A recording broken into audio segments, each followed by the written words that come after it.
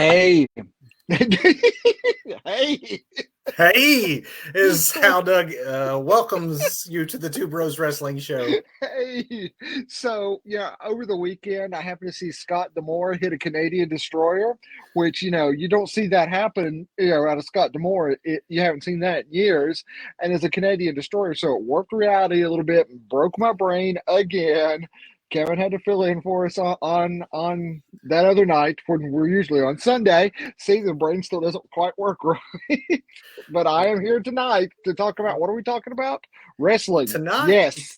it's Thursday night, so normally we're not on Thursday nights. We're on this Thursday night with a special show dedicated entirely. We don't have our news segment. We don't have our big finish. Tonight's show is exclusively about tomorrow evening's WWE Hall of Fame induction. And Doug, I am glad that we now give everyone at home what's advertised. It's hard to do the Two Bros Wrestling Show when you're one bro. It's like It really is. But let me tell you that global thing that's just about gone away has some really nasty side effects. we're just From happy like that you're here Canadian and joining us destroyers. tonight. And truthfully, we know the reason Doug wasn't on our WrestleMania prediction show is that now he can technically not be wrong, and so he's going to hold that over my head for all the predictions I got wrong on Sunday night. Which, by the way, fans, This right here, it's really bothering me. At some point, I'm probably going to go fix that. Just so if I just get up randomly and to go and straighten that up or take it off the wall, I don't know which I'm going to do yet. Maybe if I could just. Oh, there we go. angle it down. There we go. Wait a minute. It's the One Bro and One Squirrel Wrestling Show. I'm so terribly sorry. Okay. All right, folks. Okay. We All right. are doing Hall of Fame. the 5 individuals is what we've ended up with for the Hall of Fame, and Wait, do we're we just have going to take 5? them one at a time. We got time. Wait a We minute. got 5. 1, 2, Don't worry, hold on, Doug. 3. I got them here. We got one that was announced yesterday. Okay, never mind. I have 5 people to talk about. I have 5. Okay. Okay. All right. We're going to just start with I would like to lead up to what is obviously the main event of the Hall of Fame, and we hope that you folks watching at home let us know what you think of these individuals as we talk about them. Any memories you have of them, anything you'd like to call out, matches that you pretty well associate with them. We'll want all of that feedback, so please give it. This first one is our Warrior Award recipient this year, Doug. Oh yeah, Tim White is the Warrior Award winner. Yes, he is. Okay, that confused me because I'm like, but he's a referee. Why is he? But yes. Well, okay, so I got you.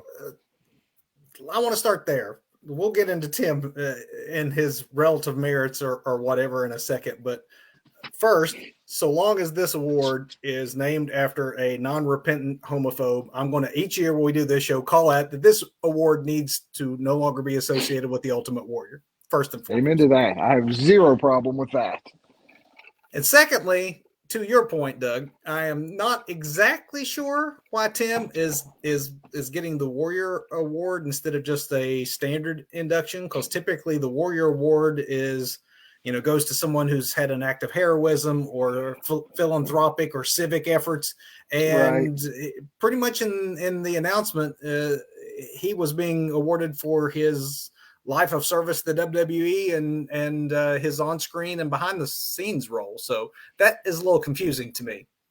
It's been confusing to me too, because Tim White, died this past summer, somewhere around through there. So I'm really confused. Yeah. I was really wondering if we were leaning into some sort of like terminal disease, but I don't know that that's the case with Tim. So I'm puzzled by him getting the unrepentant homophobe award, which is what I think we should call it.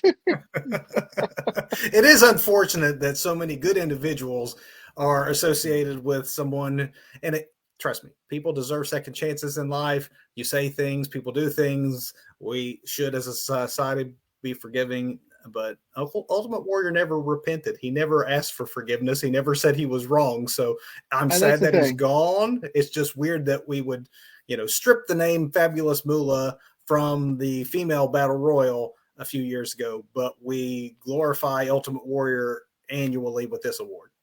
Right, and I can already hear it in the chat. What about Jay Briscoe? Jay Briscoe was repentant with his homophobic exclamations that he put out in the Twitterverse, and worked tirelessly to correct that. So, and that's a big difference to say, "Hey, I was sorry, and I'm a better man," but Warrior had the opportunities to do that multiple. And never would be asked about it, and if anything, would occasionally double down on the things he said. So it's hard to show a whole lot of sympathy there. But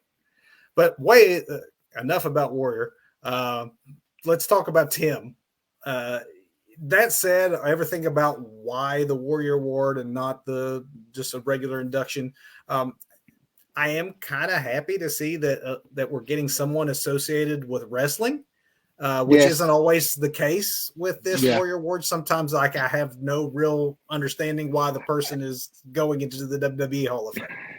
And again, I think that's something that confused me with this, because I saw Tim White and I'm like, oh, like the referee Tim White? And then it was like, oh no, not like the referee Tim White, it is the referee Tim White. It's not like the referee Tim White. I was like, well, what are the odds of that?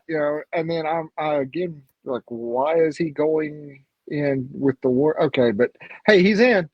Congrats, Tim. You made it, brother. More than 40 years he spent with WWE. Half of that time was on camera as a ref.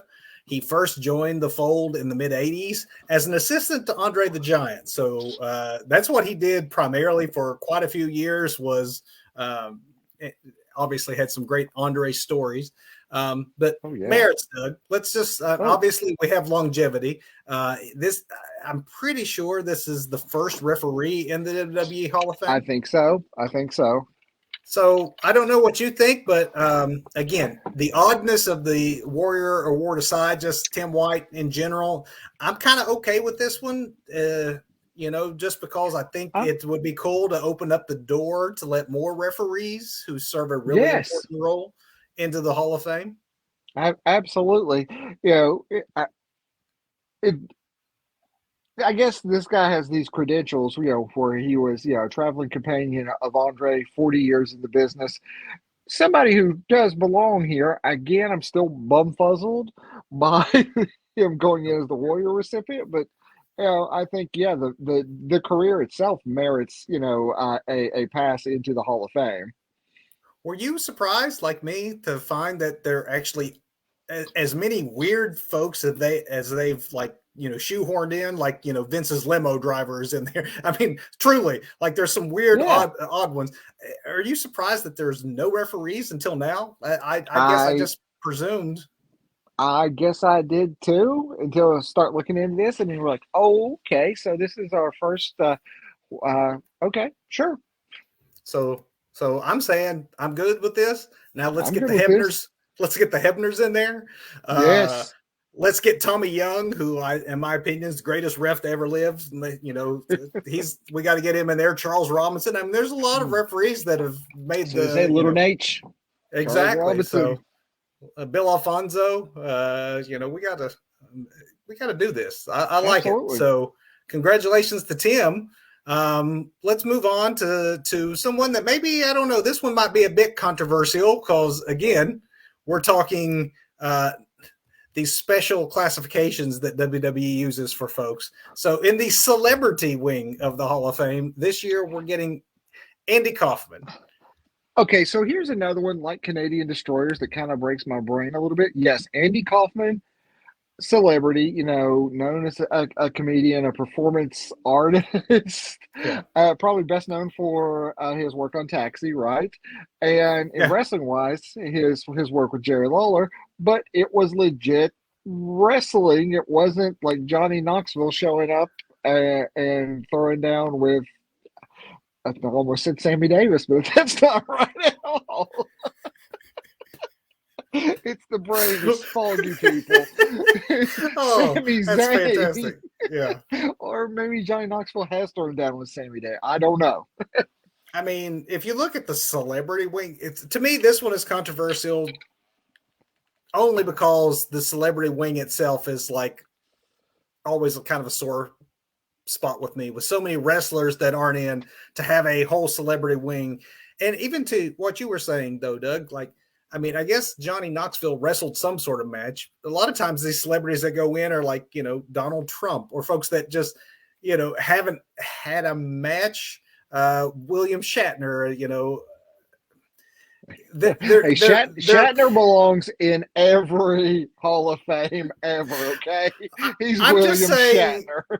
Their connection to wrestling sometimes is pretty thin. At least with Andy, you could say this guy was not only a legit wrestling fan, but legitimately raised the profile of the business and maybe changed the business. Yes. If you want to say. And that's why it kind of breaks my brain a little bit, because I think of guys like the Bunny Rabbit guy, that's a really good that turned out to be a really good wrestler. He's a rapper. Help. Anyway, Bad Bunny. Bad Bunny, like Bad Bunny and Logan Paul or Jake Paul, Logan Paul and Logan Paul. These are legitimate. I mean, legitimately really good athletes who like this kid. And oh, hi, buddy. What are you doing? Hey, get a little bit of love on the air. So, but those guys are legitimate athletes. Those guys belong. Andy belongs. I would make an argument that Andy belonged a long time before a lot of celebrities we have in the celebrity wing. Absolutely, because some of them shouldn't be there at all. Even if you didn't have a celebrity wing, because I do think the idea of a celebrity wing is weird. I think that Andy Kaufman would deserve it on his own merits. He originally, for some background, for those who don't understand Andy Kaufman's role in the business, he went to Vince McMahon in the early 80s, pitching this idea. He was your intergender champion. His whole gimmick was he liked to fight women. I'm not sure you can get away with that today, but at the time, I don't think you could. I mean, it got legit heel heat, but Vince told him no.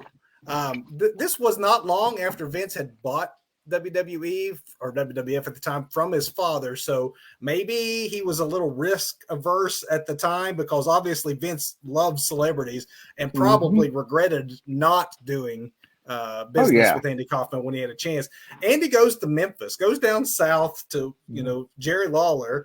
And in our episode, Doug, where we in the archives, folks, you can go check it out. We have a whole episode on celebrities and wrestling. You and I called Andy's role in wrestling one of the best celebrity wrestling involvements of all time. I still think that's true. Absolutely. You're not going to get an argument from me about that. I mean, Kaufman was a weird dude. I mean, Man on the Moon movie. But one of those, Bray Wyatt, for wrestling fans who are not a Kaufman fan or don't know who we're talking about, think of a comedy Bray Wyatt. This guy's just like his ideas are so far out there, people don't exactly vibe with him and don't get it sometimes. But he got wrestling. That's why it worked, I think. Yeah. I think it worked so good because it was still during the time of kayfabe. And Andy pretty much lived his life and his comedy career in a code that was very kayfabe-like, where you didn't know if what the dude was selling you was legit or not, and it made you uncomfortable. And I think because of that, he fit like hand in glove in the world of wrestling, selling this thing. Absolutely. I think he had a very good understanding. Like, again, I heap way too much wrestling praise on this guy, but like Logan Paul has a very good understanding of the wrestling psychology, what makes a good babyface, what makes a good heel. Andy got that too, man. Unlike Logan Paul, Andy was never a premier athlete, but it worked for his gimmick. His body type worked for his gimmick perfectly. So as far as lasting memories go of Andy Kaufman in the business, I'd say for me, it has to be the 1982 David Letterman appearance. I think that's the first thing.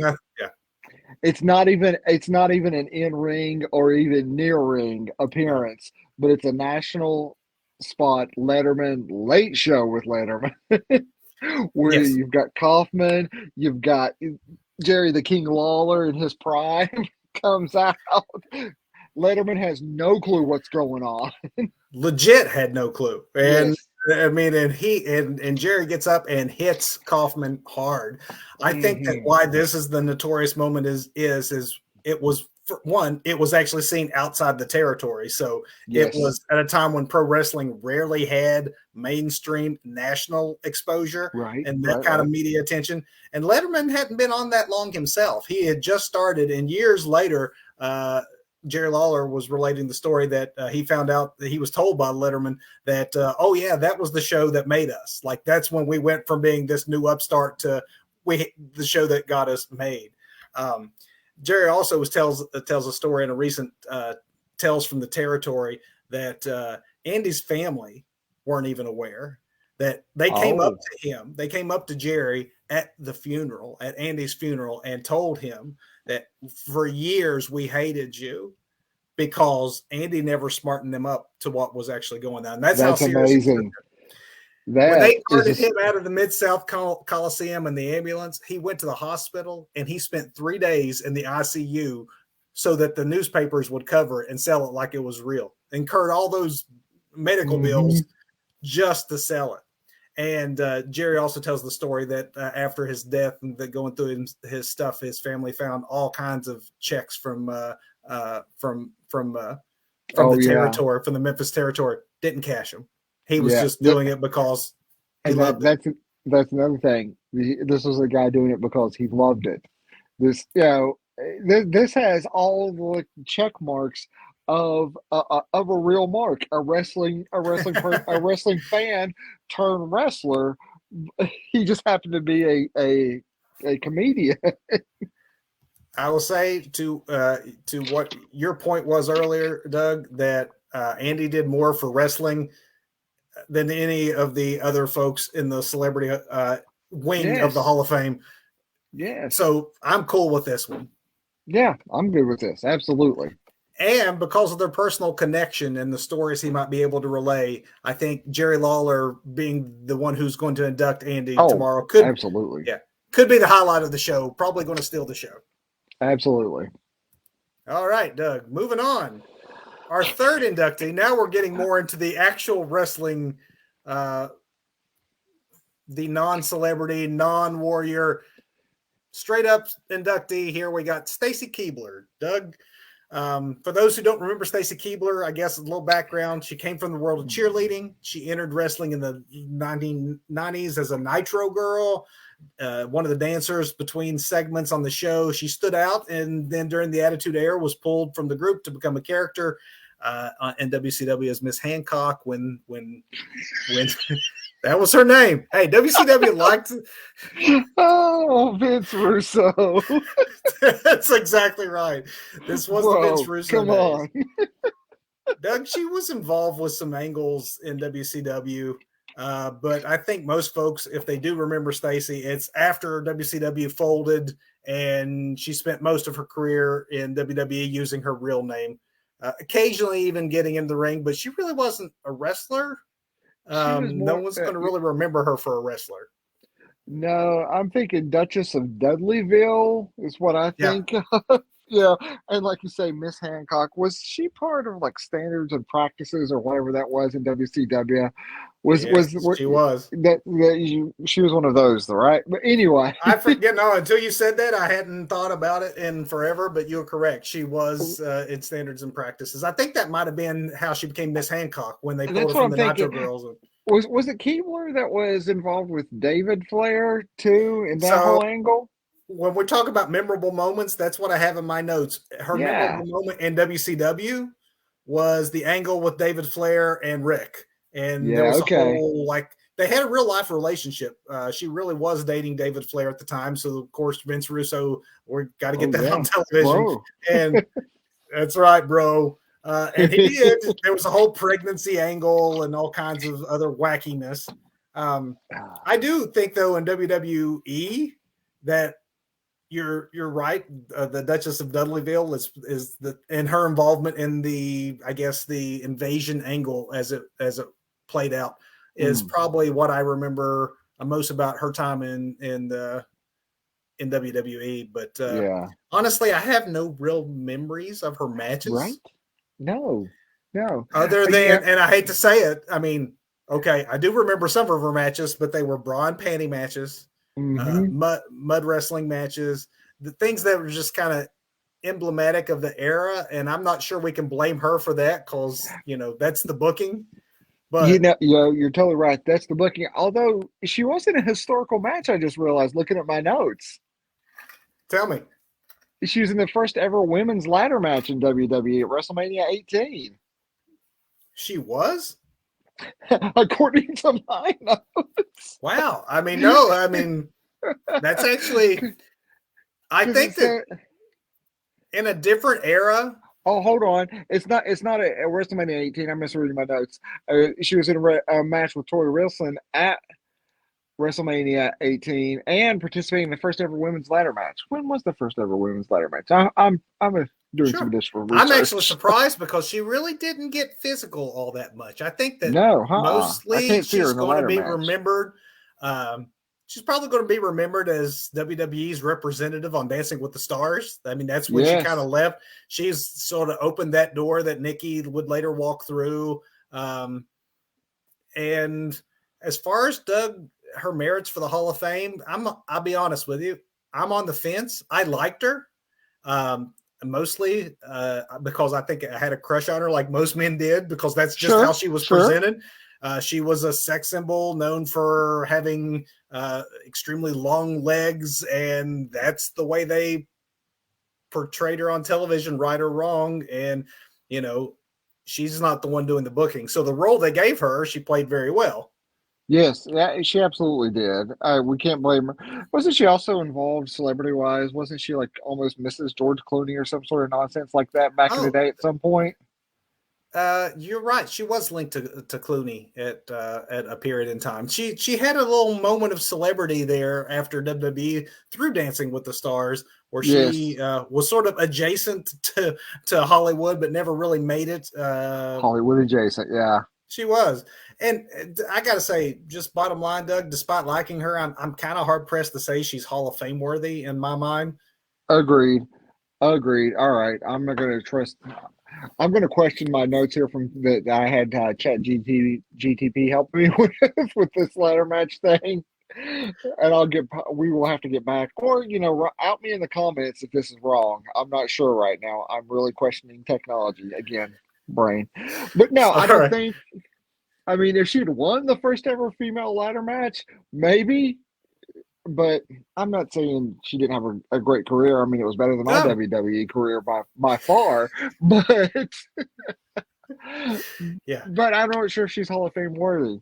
I feel bad saying that somebody I actually like is not Hall of Fame worthy, but I'm going to have to say, in my mind, I'm with you. Not Hall of Fame worthy. But we're going to move to our next inductee, who Doug has in his notes as being in actually the last bra and panty match in WWE. This is what happens when you trust technology. I should say that I have an entire channel devoted to AI. Don't listen to me. The Great Muta. Yes, the Great Muta. Here's where we get into maybe less controversial choices as far as celebrity wings, Warrior Awards, or maybe someone who didn't really wrestle that much and was a character for a short period of time. Muta. I guess if there's any quibble you have at all about like Muta, some folks might say, well, they're not familiar with him. He wasn't in WWE. I get it. But Keiji Muto, better known as the Great Muta, began his career in 1984. His name is Keiji Muto. Keiji Muto. And and most of his success obviously came in Japanese promotions, but he did wrestle all over the world, including he did have a period of time where he was in main events in the U.S., had a hot streak in WCW in the late 80s and 90s, and even wrestled recently.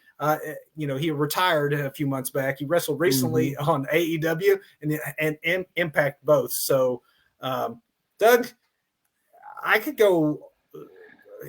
Okay, Triple Crown heavyweight champion. Just this sampling. Sure. Triple Crown heavyweight champion, IWGP heavyweight champion, GHC heavyweight champion, WCW television champion, WCW World Tag Team champion, NWA Florida heavyweight champion, just to name a small few. I know when he retired, you said you didn't have a ton of memories of him. Personal exactly. memories. That's what I was going to say. Going back to that, I hate to say, my more, the best memories I have are these recent Muta memories, which is better than no Muta memories. But not a ton. I mean, it took some memory jarring when they're talking about, his classics with Sting in WCW. I'm thinking, wait, where was I? Why do I not remember this? I'm a little unsure of that because I'm only slightly older than you, but it might have been a period. I don't know if there was a period that you weren't watching the product or had lost touch with the product, but I remember as far as famous or favorite memories, my memory of him as being introduced by Gary Hart, who I already loved because he had introduced the Great Kabuki. So it seemed like, he had a line to wrestlers from overseas and he would bring them in. And I remember that he would do this handspring elbow smash into the corner, which to a lot of folks that might not seem like much because a lot of folks do it now, but at the time I had never seen anyone do that before. It seemed really innovative. And obviously I am familiar with his US matches more than, his greater body of work, but you said Sting. That's what I think of all the time. Sting versus Muta, Great American Bash 89, and Sting versus Muta at Starrcade that year. Both were exceptional. If anything, maybe this will get people to seek out his greater body of work. That's true. Because, we have, we have a lot to do in that regard as well. Muta versus for Tenryu in 2001 was the Wrestling Observer's Match of the Year that year. So that sounds like one that is definitely a contest to seek out if you're looking to encapsulate the career of Great Muta. I haven't yet. I hear it's on YouTube. So I will definitely be looking that up because I enjoyed Muta's work in America. So do you think, aside from, because career-wise, again, Muta, obviously, I'm saying, on career merit alone, absolutely, he belongs. But do you think it would have been different regardless? Let's say Muta had still retired this year. Everything in the past year in wrestling still happens, Kevin. Yeah. Except for Vince, walking away and all that. Do you think Muta would be getting attention? Because his biggest works in New Japan, Japanese wrestling, maybe a bit of WCW. Do you think he would have got the same recognition? I think that if I do. I think that actually Vince would have let this happen because, and I only say that from a few years back, him allowing Jushin Thunder Liger to be inducted or Jumbo Tsuruta. So there is some precedence where he's allowed that, and he does own the WCW library. So if nothing else, you can maximize it that way. But as far as merits, I think we're both in agreement. I think the only thing a naysayer could say is that he never wrestled in WWE and his best work wasn't in the United States. But I think that we've crossed that bridge enough times in the past with other inductees that WWE's wanting to fashion this as a wrestling Hall of Fame, even though it's called the WWE Hall of Fame. And I don't hold that against him. Thumbs up for me. Right, man. Oh, yeah, me too. I think we've been in lockstep all night, and I'm sure we're going to be on what we think is the main event. I'm sure we're going to have similar views. Let's get to that main event. Let's get to this guy. Yeah. Well, because this is the one where we're going to spend the most time because of all the 5 inductees on our list, Doug. Dom's dad He's been on our TV longer than any of these other folks, American television in our lifetime. Yes. So we have a large body of work to talk about here. Rey wasn't the first luchador to be known outside of Mexico. There was Mil Mascaras, the Jumping Bomb Angels. I'm thinking back in the 80s in WWE. There's a lot of folks that had the cruiserweight style or lucha style, but I don't think it's insignificant to point out that Rey happened to hit in the Attitude Era, debuted on TBS during Monday Night Wars, the hottest time, the highest ratings in the history of wrestling, and therefore, I think without question, is the most widely known luchador of all time. Popularized the style in America. I would agree with that, man. I mean, you say luchador, people are going to, in America anyway, the majority of people are going to be thinking Rey Mysterio. When you become synonymous with a style, when people hear a style and they would picture your face. Yes, your mask, your lucha. That's the lucha dream right there, isn't it? The lucha dream. I like that. Let me go That's get a good character. The entire cruiserweight division in WCW can be attributed to Rey. I mean, they built that around him. Yes. And to be fair, it's not just lucha style and cruiserweight style that he influenced, but size-wise, Rey was one of the first undersized wrestlers to be pushed like a star. This was an era of giants and muscle men. I mean, this was the tail end of that steroids era where everyone was muscle bound. And we take for granted now, if you're a fan of wrestling now and weren't watching then, if you're a younger fan and you got Adam Cole or Bryan Danielson or Kevin Owens or Sami Zayn, even females like Alexa Bliss or Piper Niven, just anybody who was either not a traditional size or a traditional physique today is a star. In Rey's era, you couldn't be, except Rey sort of broke the mold for that at the time. Yeah, that was a hold my beer and watch this moment from Rey, because you're right, he did break that. Blazing a trail for blazing a trail for the lucha movement and the little guy. The little guy during the Land of Giants, really. And when you say hold my beer, watch this, I mean, watching this at the time, it's easy to take for granted now just because so many people wrestle the style today. It's high spot after high flying. But at that time in the 90s, there was no one on American television doing the things that Rey was doing. He became must-watch TV every time the camera was on him.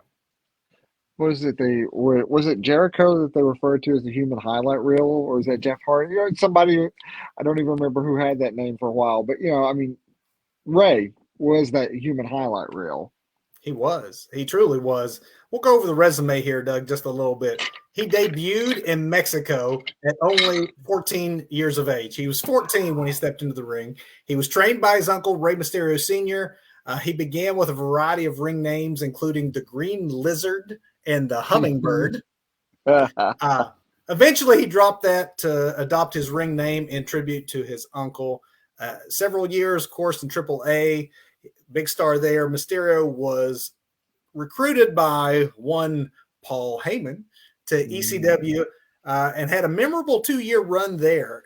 He was then plucked over to WCW, where he became an international star, and after an amazing 5-year run and then a little bit of time in the independents between, he ended up settling in WWE for a majority, where most people will know him in his career. So get yourself a tasty beverage, Doug, okay? It's championships. Sit back and enjoy this. All right, I'm comfy. Go. 5-time WCW Cruiserweight champ. 3-time WCW Tag champ with Billy Kidman. The Filthy Animals, man. Yeah.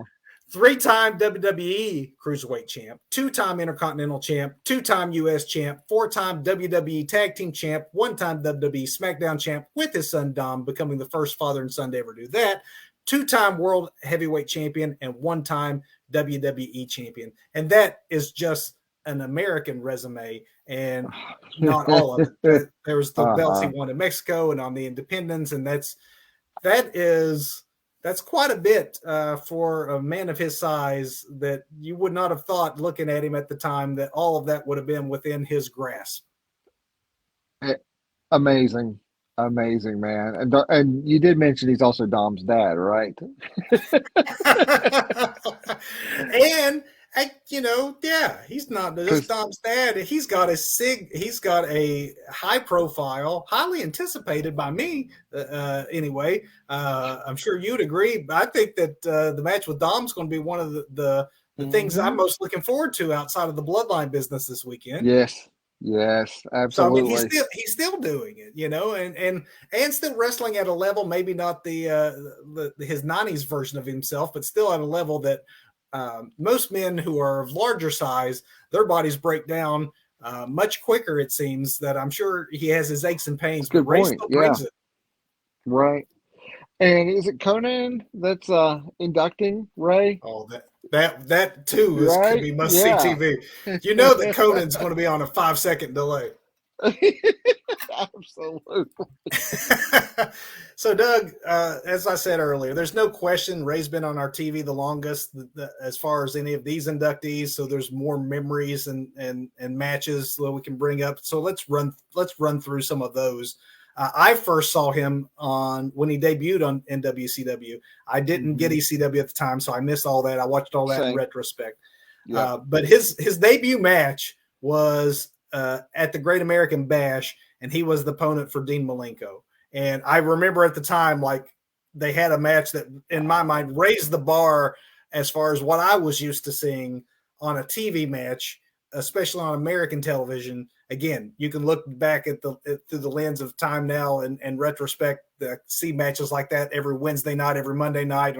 At the time, you didn't see matches like what Dean and Ray did at the Great American Bash. Yeah, man. I don't think I've ever seen that match. Oh, gosh. That's one to seek out. What are some of your memories of Ray?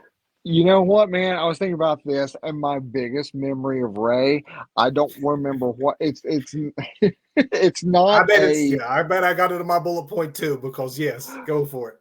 Well, it's not an in-ring moment. It is when some sort of angle in when he was in WCW, he was forced to actually remove that mask, right? And this, I felt so bad for this dude. Yeah, it's like that is still etched into my brain balls, my eyeballs, and my brain, and his brain balls. Why not? This is etched on all of Doug's balls, all of them. Just it's right there.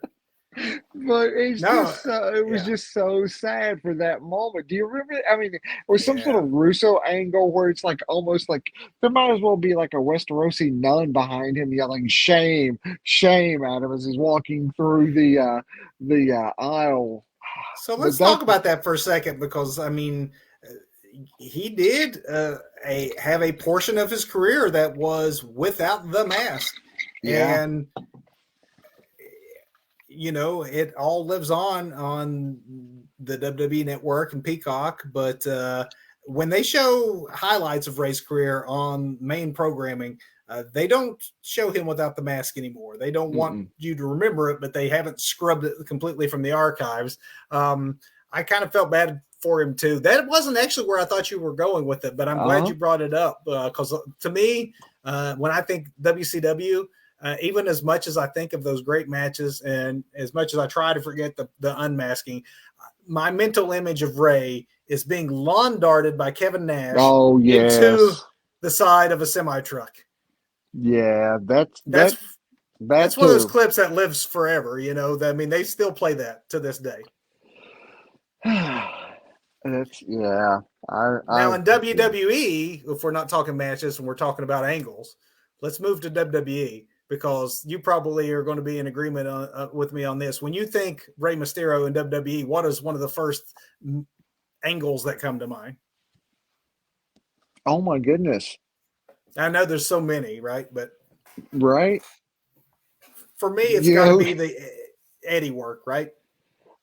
Oh yeah, okay, yeah. Who's your daddy? A young Dom at the time. The whole angle was little Dom when he was about this big, and he gets in the ring. Yes, I mean that was such good work from all of and Dom, even at his age. Like I felt so bad for the kid at the time, but Eddie just so dastardly, and those vignettes, him, at the playground picking Dom up, and just all of that with Dom at the center of it. I think that his feud with Eddie was his best WWE work. Not that that's the only great thing he'd ever did, but how about let's go through some matches, okay? Okay. So 1996 was a golden year for Rey Mysterio. Most of my favorite Rey Mysterio matches, as I started looking up matches, were from 1996. There's Rey Mysterio versus Juventud Guerrera. Oh, Hoovy. In ECW. Okay. And then he moves on, still 96. Rey versus Psychosis at the Bash at the Beach that year. Mysterio versus Ultimo Dragon, also from that year. Rey versus Dean Malenko at Halloween Havoc 96. Rey versus Jushin Thunder Liger at Starrcade 96. All of those matches were 1996 for Rey Mysterio. Wow. I mean, that when you talk about someone who burst onto the American scene and they put him in a position to succeed and really stand out in 1996, they knew they had lightning in a bottle. You put Rey on with some of these other great lucha or technical or undersized wrestlers, and they were so fast. And you probably were main eventing that night with, Hogan versus Sting or something, or John, the Big Show. I mean, in retrospect, because they were surrounded by giants, I think they stood out even more. That's a very good point, because you're going to have a lumbering main event where you have an exhausting 3-minute lucha match before it. Yeah. Moving to WWF, though, I have Rey and Edge versus Benoit and Angle at No Mercy 2002. Oh my. Rey versus Jericho. They had a great feud, but Rey versus Jericho at the Bash in 2009 was my favorite of those. And if I had to go, and this will go back to WCW, if I had to pick my favorite Rey Mysterio match of all time, if you only had one match to show what Rey is, what Rey does, I would tell anyone, go back, watch Halloween Havoc 1997, Rey Mysterio versus Eddie Guerrero. It holds up to this day. Okay. How about some of your favorite? Do you have a particular favorite match? I could not even with Rey. Sadly, two of the things that both stood out for us is when we first start talking about Rey are really humiliating kind of like things, though. I mean, he was unmasked as a lucha. He's lawn darted as Nash. I mean, Nash lawn darts him. I don't know, that says something about also all the accomplishments he has, but also how he was booked from time to time, especially in the 90s. Yeah. I mean, clearly a different time now. I don't think we can get away with a lawn dart. Even as he evolved in WWE, he went from being WCW, he was a cruiserweight. In WWE, he could wrestle anybody he wanted and had, titles against much bigger men. Now, they would often refer to him as an underdog, and size-wise, you'd have to say he's an underdog. But that didn't stop him from going to the absolute heights of wrestling. In WCW, there was a ceiling there that you couldn't get through. You talking just out loud here about that. I mean, I don't have it on my list of favorite matches because it's not a traditional match, but memories in WWE. I mean, we just lost Eddie not that much long before this happened. Rey going bell to bell in the Royal Rumble, beginning to end, winning the whole thing, and then going on to WrestleMania and winning that title and dedicating it to Eddie. That whole era of Rey was also extremely emotional, obviously, but very memorable, for what he was able to do in that Royal Rumble match. And for a man his size to hold Vince McMahon's world title, that broke a lot of glass ceilings there. Yeah. So I'm guessing merit-wise, thumbs down from you? Absolutely. I think this is this is the easiest one of these five to say that this is an easy call. There's a reason he's the headliner tomorrow. Rey could have packed his mask up 20 years ago, and we would still say that his body of work from the 90s, early 2000s would be more than enough to warrant Hall of Fame induction, much less the fact that he's still out there doing it and wrestling on WrestleMania this weekend with his son. Yes, against the son. Against his son, which is also got to be for them. You got to think that they're loving it at home. Don't you think that at home that Rey's beaming with pride? It probably is the hardest thing for him to act out there in the ring, to not smile when he watches his son doing so well with this whole angle. Yeah. And with that, Doug, we are to the end of this special edition of the Two Bros Wrestling Show, analyzing the Hall of Fame. I'm thinking that even though they were late getting the inductees together, I want to say last year we were around 5 inductees. So I think they ended up at around the same number. Maybe not the same star-studded class that you're used to in years past, but the Kaufman induction will be great. Muta obviously will be is timely with his retirement, and then Rey is an all-timer who would be a headliner any year that he went in. So it's always a good time to watch, even if it is a little different now that it airs after SmackDown instead of on its own. So to that end, I just want to give fans some programming notes as we get ready to enter the busiest couple days of professional wrestling. So just so you know when to set those DVRs and when to tune in to watch and make that purchase if you haven't purchased things. Tomorrow during the afternoon on pay-per-view, you got Ring of Honor's Supercard of Honor. So there's your Tony Khan content. Now we're going to McMahon land here. Tomorrow night is WrestleMania SmackDown, which I really don't like that they call it that, but it is including the WrestleMania Battle Royal again this year. The second year they've done that, having the Battle Royal actually on SmackDown instead of WrestleMania itself. That's on Fox. After that, tune over to Peacock. 10 o'clock, the Hall of Fame airs. Caleb Braxton is your host. Saturday at 1 in the afternoon on Peacock, you have NXT Stand and Deliver, which we previewed 2 weekends ago. Check that out in the archives. Then we get into the big shows themselves. Saturday and Sunday nights, WrestleMania is airing at 8 p.m. on Peacock both nights, and both nights have a pre-show that begins at 6 p.m. So 2-hour pre-show before your 9-hour pay-per-view or whatever it is. And then the bump is usually airs during the day, any pay-per-view day in WWE, but they're actually airing 2 shows, both the morning after the big events. So they'll be on 10 a.m. Sunday and 10 a.m. Monday to review the WrestleMania event from the night before. But Doug, that's them. That's not us. Not us, Two Bros. Not us. No. We are not waiting till 10 a.m. in the morning. We're going to be live after Mania on Saturday, live after Mania on Sunday with our reviews. Are you awake? Are you ready? I'm struggling. I'm ready. So, fans, we hope that you'll tune in and make us part of your WrestleMania weekend plans as you consume all this wrestling.